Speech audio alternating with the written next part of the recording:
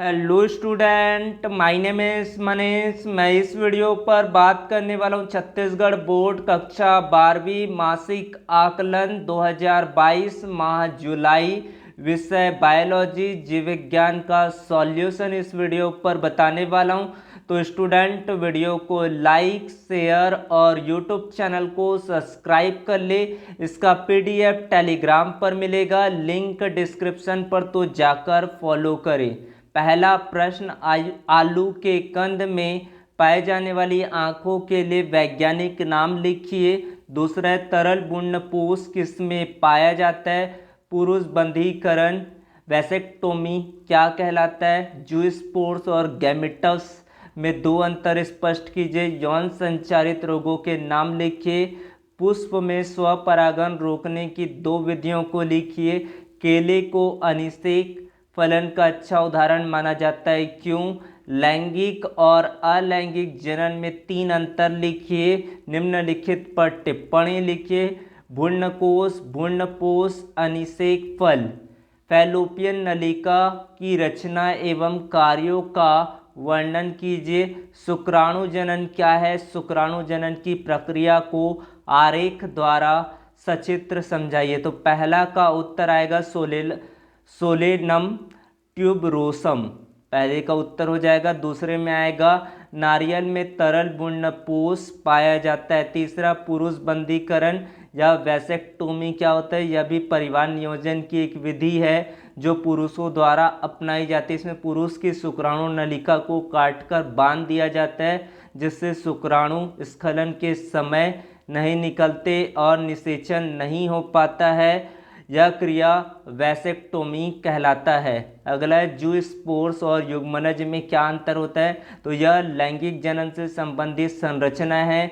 यह लैंगिक जनन में पाया जाता है, ये अलैंगिक और यह लैंगिक जनन में पाया जाता है। यह प्रायः अगुणित होता है और ये द्विगुणित होता है। जूस्पोर्स में एक ही जनक के लक्षण होते हैं।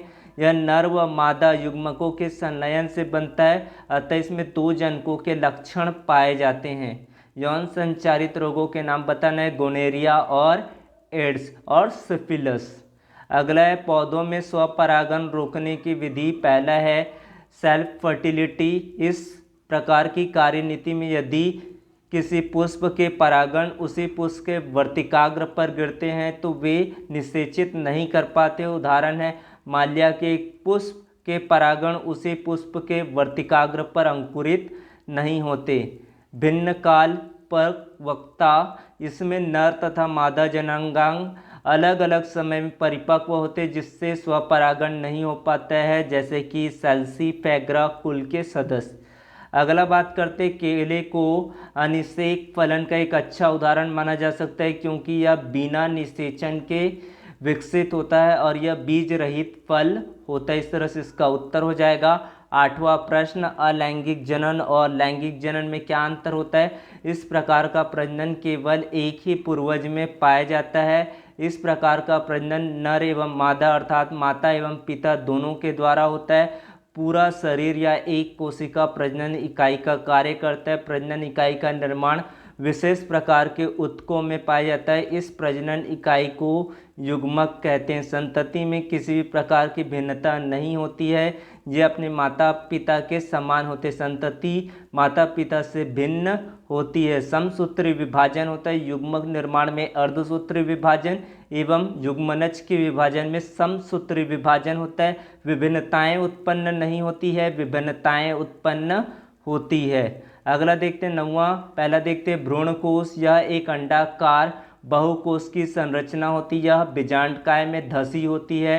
भ्रूणकोश एक पतली पैक्टिन और सेल्यूलोज के बने यौगिक की झिल्ली से ढका होता है, जो क्रियाशील महाबीजाणु की भित्ति से बनती है।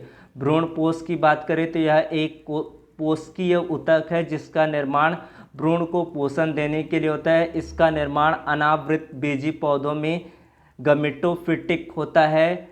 पपीय पौधों में निषेचन के बाद बनता है। पुष्पी पौधों में भ्रूणपोष त्रिगुणित होता है, क्योंकि यह त्रिसमकेन के पश्चात बनता है।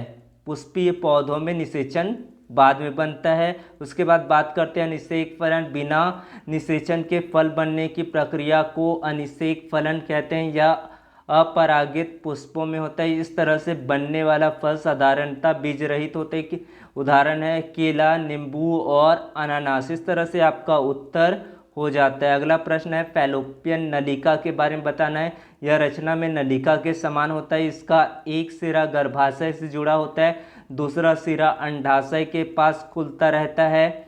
उसके बाद इसके सिरे पर झालदार रचना होती है जिसे फ्रिम्बी कहते हैं। अंडाशय से जब अंडा निकलता है तो फ्रिम्बी की संकुंचन क्रिया के कारण फैलोपियन नलिका में आ जाता है, यहाँ से गर्भाशय की ओर बढ़ता है। अंड निषेचन फैलोपियन नलिका में ही होता है। यदि अंडे का निषेचन नहीं होता अर्थात यह गर्भाशय से होकर योनि में और ऋतुस्राव के समय योनि से बाहर निकल जाता है। इस तरह से आपको इसका उत्तर और ये चित्र को आपको बनाना है। ऊपर में आपका है अंडवाहिका यानी कि फैलोपियन ट्यूब।